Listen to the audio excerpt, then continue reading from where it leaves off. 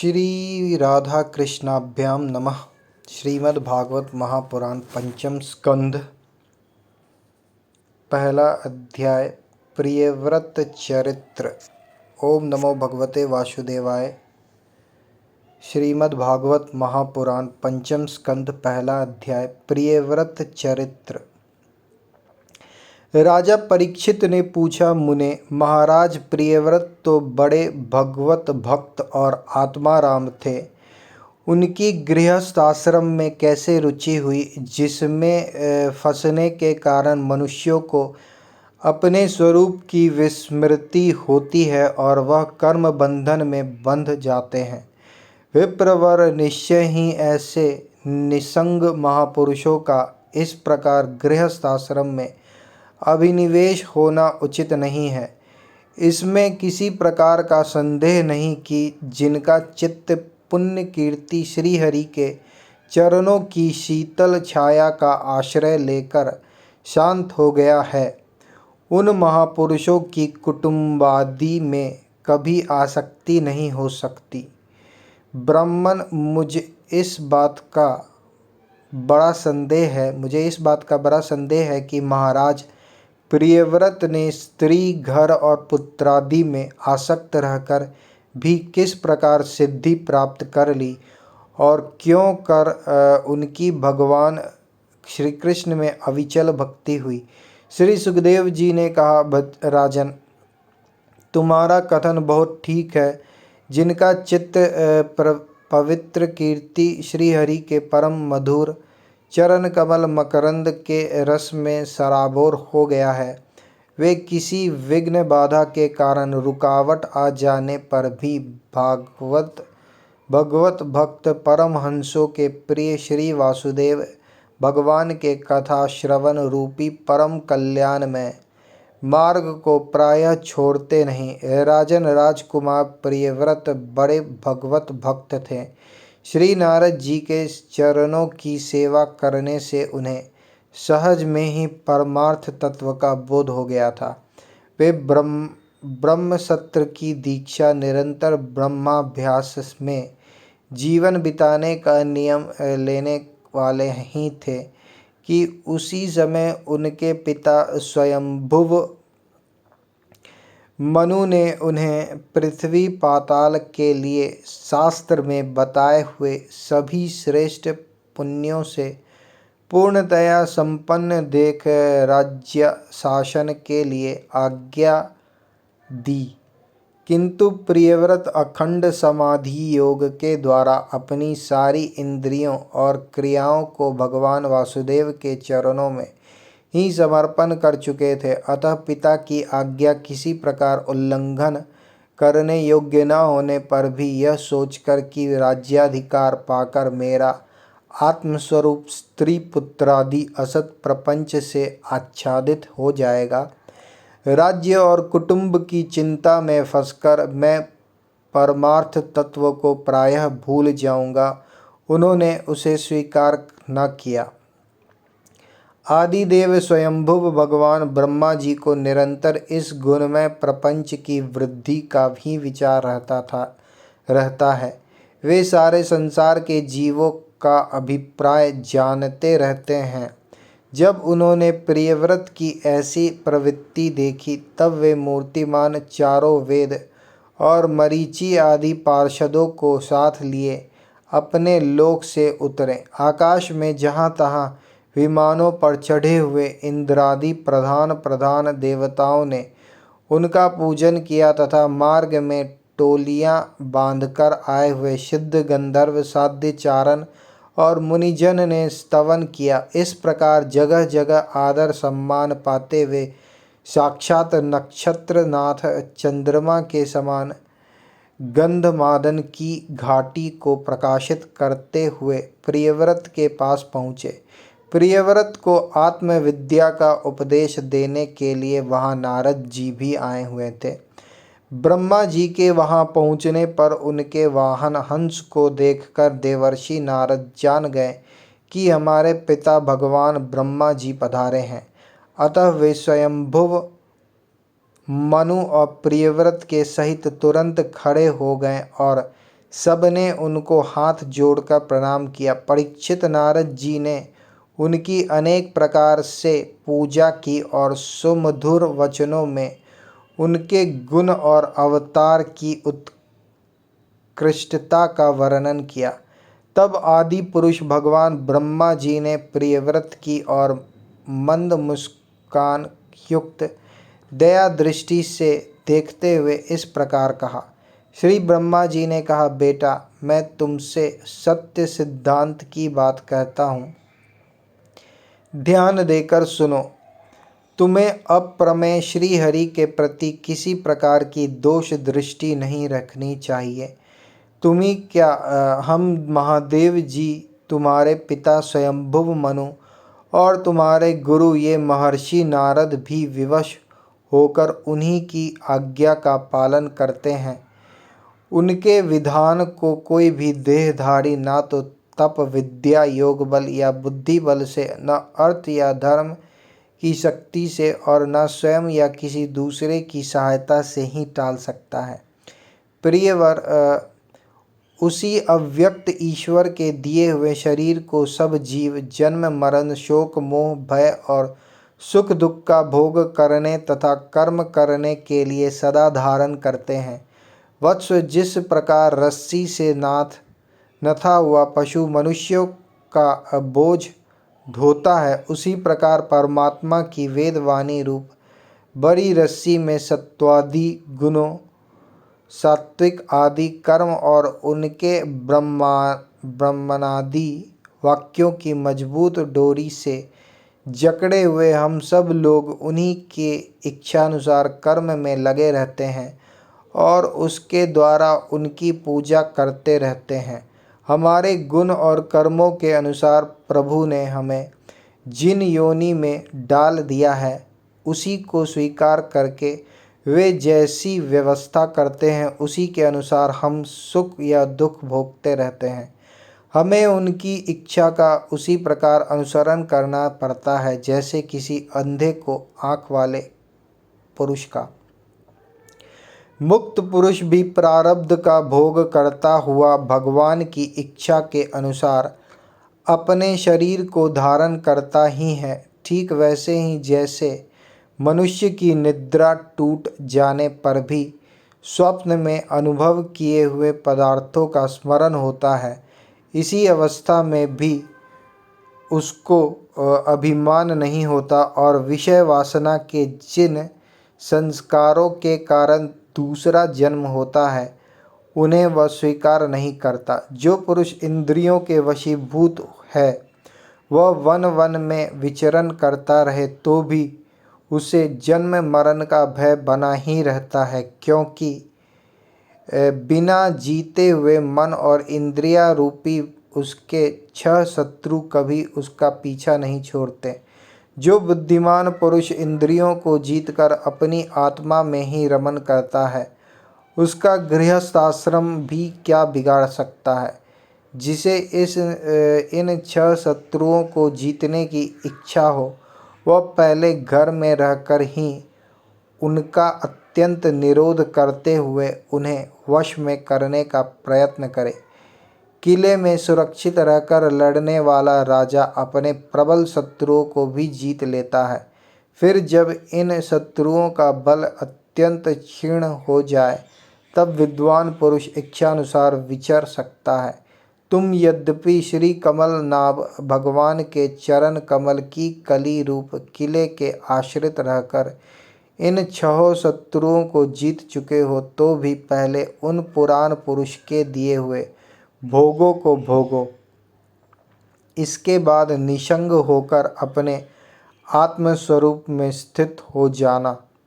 श्री सुखदेव जी कहते हैं, जब त्रिलोकी के गुरु श्री ब्रह्मा जी ने इस प्रकार कहा तो परम भागवत प्रियव्रत ने छोटे होने के कारण नम्रता से सिर झुका लिया और जो आज्ञा ऐसा कहकर बड़े आदर पूर्वक उनका आदेश शिरोधार्य किया।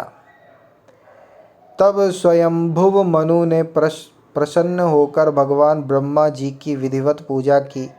इसके पश्चात वे मन और वाणी के अविषय अपने आश्रय तथा सर्व व्यवहारातीत पर ब्रह्म का चिंतन करते हुए अपने लोक को चले गए।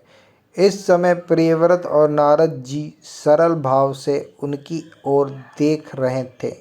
मनु जी ने इस प्रकार ब्रह्मा जी की कृपा से अपना मनोरथ पूर्ण हो जाने पर देवर्षि नारद की आज्ञा से प्रियव्रत को संपूर्ण भूमंडल की रक्षा का भार सौंप दिया और स्वयं विषय रूपी विषैले जल से भरे हुए गृहस्थाश्रम रूपी दुस्तर जलाशय की भोग इच्छा से निवृत्त हो गए।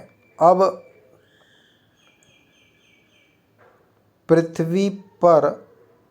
पृथ्वीपति महाराज प्रियव्रत भगवान की इच्छा से राज्य शासन के कार्य में नियुक्त हुए, जो संपूर्ण जगत को बंधन से छुड़ाने में अत्यंत समर्थ है। उन आदि पुरुष श्री भगवान के चरण युगल का निरंतर ध्यान करते रहने से यद्यपि उनके रागादि सभी मल नष्ट हो चुके थे और उनका हृदय भी अत्यंत शुद्ध था, तथापि बड़ों का मान रखने के लिए वे पृथ्वी का शासन करने लगे। तदंतर उन्होंने प्रजापति विश्वकर्मा की पुत्री बृहस्पति से विवाह किया। उससे उनके 10 पुत्र हुए। वे सब उन्हीं के समान शीलवान, गुणी, कर्मनिष्ठ, रूपवान और पराक्रमी थे। उनसे छोटी उर्जस्वती नाम की एक कन्या भी हुई।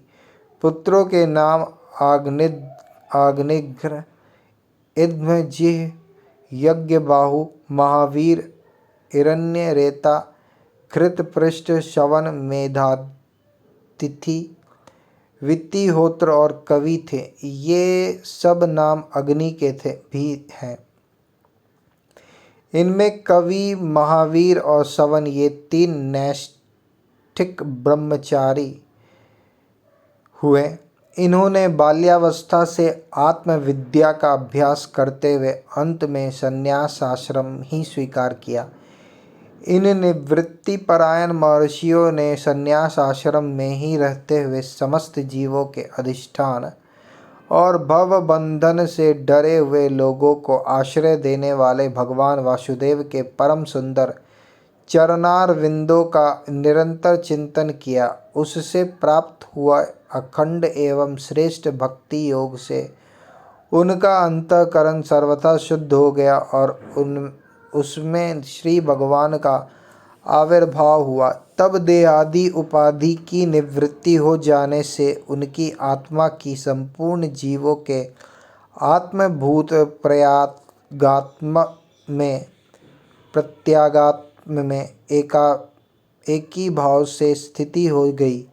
महाराज प्रियव्रत की दूसरी भार्या से उत्तम, तामस और रैवत ये 3 पुत्र उत्पन्न हुए, जो अपने नाम वाले मनमंत्रों के अधिपति हुए। इस प्रकार कवि आदि 3 पुत्रों के निवृत्ति परायण हो जाने पर राजा प्रियव्रत ने 11 अर्बुद वर्षों तक पृथ्वी का शासन किया। जिस समय वे अपनी अखंड पुरुषार्थमयी और वीरशाली भुजाओं से धनुष की डोरी खींचकर टंकार करते थे, उस समय डर के मारे सभी धर्मद्रोही न जाने कहाँ छिप जाते थे। प्राण प्रिया बृहस्पति के दिन दिन बढ़ने वाले अमोद प्रमोद और अभ्युत्थानादि क्रीड़ाओं के कारण तथा उसके स्त्री जनोचित हाव भाव, लज्जा से संकुचित मंद हास्य युक्त चितवन और मन को भाने वाले विनोद आदि से महामना प्रियव्रत विवेकहीन व्यक्ति की भांति आत्मविस्मृत से होकर सब भोगों को भोगने लगे, किंतु वास्तव में ये उनमें आसक्त नहीं थे। एक बार इन्होंने जब यह देखा कि भगवान सूर्य सुमेरु की परिक्रमा करते हुए लोक पर्यंत पृथ्वी के जितने भोगों को आलोकित करते हैं उसमें से आधा ही प्रकाश में रहता है और आधे में अंधकार छाया रहता है। तो उन्होंने इसे पसंद नहीं किया। तब उन्होंने यह संकल्प लेकर कि मैं रात को भी दिन बना दूंगा, सूर्य के समान ही वेगवान एवं ज्योतिर्मय रथ पर चढ़कर द्वितीय सूर्य की ही भांति उनके पीछे पीछे पृथ्वी की 7 परिक्रमाएं कर डाली। भगवान की उपासना से इनका अलौकिक प्रभाव बहुत बढ़ गया था। उस समय इनके रथ के पहियों से जो लीकें बनी वे ही 7 समुद्र हुए। उनसे पृथ्वी में 7 द्वीप हो गए। उनके नाम क्रमशः जम्बू, प्लक्ष, सालमील, कुश, कौंच, शाक और पुष्कर द्वीप हैं। इनमें से पहले पहले की अपेक्षा आगे आगे की द्वीप का परिमाण दुना है और ये समुद्र के बाहरी भाग में पृथ्वी के चारों ओर फैले हुए हैं। 7 समुद्र क्रमशः खारे जल, ईख के रस, मदिरा, घी, दूध, मट्ठे और मीठे जल से भरे हुए हैं। ये 7 द्वीपों की खाइयों के समान और हैं और परिणाम में अपने भीतर वाले द्वीप के बराबर हैं। इनमें से एक एक क्रमशः अलग अलग 7 द्वीपों को बाहर से घेर कर स्थित है। बहिष्मतीपति महाराज प्रियव्रत ने अपने अनुगत पुत्र आग्नेयग्र, इदमजिह्, यज्ञबाहु, हरण्यरेता, घृतपृष्ठ, मेधातिथि और वित्तिहोत्र में से क्रमशः एक एक को उक्त जम्बू आदि द्वीपों में से एक एक का राजा बनाया। उन्होंने अपनी कन्या उर्जस्वती का विवाह शुक्राचार्य जी से किया। उसी से शुक्र कन्या देवयानी का जन्म हुआ। राजन, जिन्होंने भगवच्चारण्य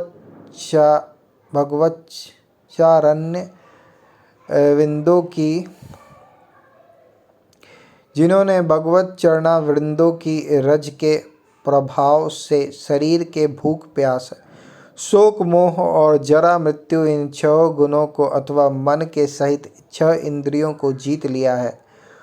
उन भगवत भक्तों का ऐसा पुरुषार्थ होना कोई आश्चर्य की बात नहीं है, क्योंकि वर्ण बहिष्कृत चांडाल आदि नीच योनि का पुरुष भी भगवान के नाम का केवल एक बार उच्चारण करने से तत्काल संसार बंधन से मुक्त हो जाता है।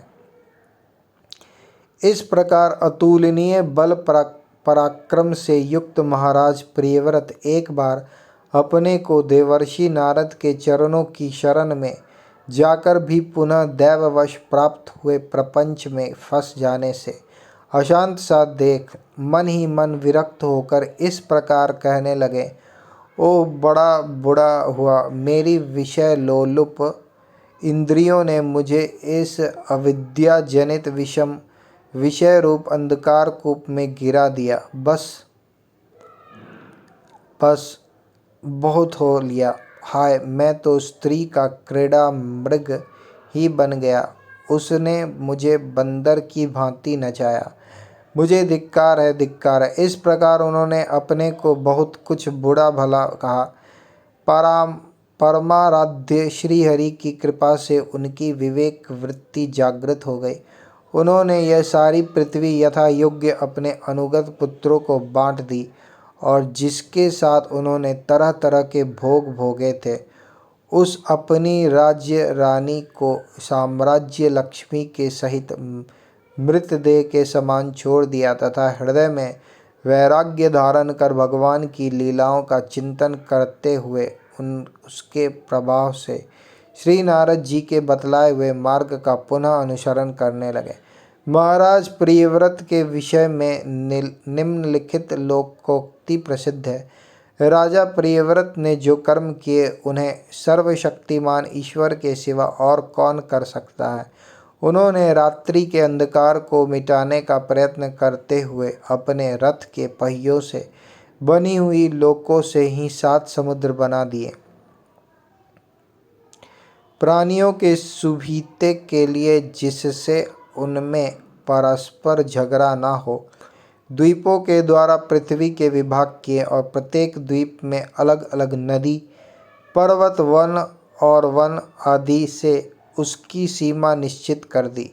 वे भगवत भक्त नारद जी के प्रेमी भक्त थे। उन्होंने पाताल लोक के, देवलोक के, मर्त्यलोक के तथा कर्म और योग की शक्ति से प्राप्त हुए ऐश्वर्य को भी नरक तुल्य समझा था। उन्होंने पाताल लोक के, देवलोक के, मर्त्यलोक के तथा कर्म और योग की शक्ति से प्राप्त हुए ऐश्वर्य को भी नरक तुल्य समझा था।